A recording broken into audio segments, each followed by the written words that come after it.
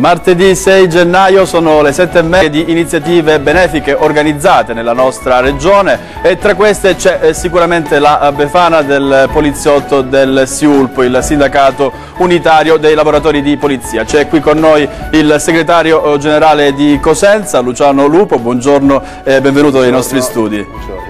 Allora, ieri la vostra iniziativa a Castrovillari è stato un modo anche per stare vicino ai più piccoli, avete consegnato anche delle borse di studio e degli assegni di beneficenza. Abbiamo consegnato un assegno di 1.000 euro all'Associazione Nati per Leggere, un'associazione di pediatri, di bibliotecari e di personale dell'ASP per curare e prevenire la dislessia. Quindi Nati per Leggere effettivamente si parla di lettura parlata, appunto. Abbiamo donato questo assegno per l'acquisto di un televisore, per l'allestimento della ludoteca e poi un assegno di 2.000 euro al Comune per l'acquisto di 2 defibrillatori da donare eventualmente agli enti che ne facciano richiesta. Stiamo proprio vedendo delle immagini della vostra iniziativa di ieri, un modo davvero concreto di essere solidali. Sì, un modo concreto per quello che sono le possibilità del sindacato, chiaramente. Poi questi sono soldi che abbiamo avuto a disposizione facendo appunto una raccolta.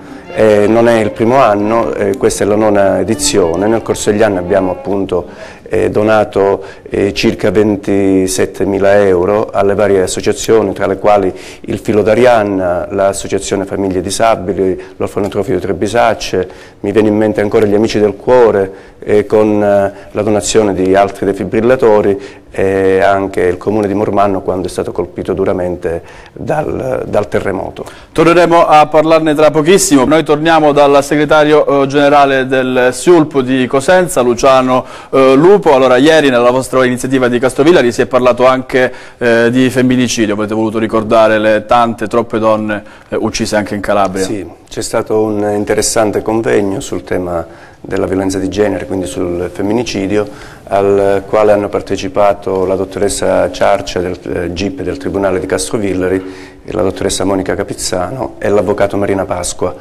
C'è stato anche il prezioso contributo del questore di Cosenza e del vicario del prefetto, il dottor Mariani, anche nella sua veste di commissario al Comune di Castrovillari. È stata un'interessante iniziativa, è stata un po' rivista in chiave critica la recente normativa e più che altro è stato lanciato un messaggio di speranza ai presenti dicendo anche quello che può essere una soluzione che va oltre le leggi. Chiaramente si parte dal basso, si parte dai fondamentali, quindi dall'educazione, educazione sentimentale, educazione sessuale, ma soprattutto l'educazione, quella che bisogna imparare da piccolissimi ed è il rispetto per le persone, perché da lì nasce tutto.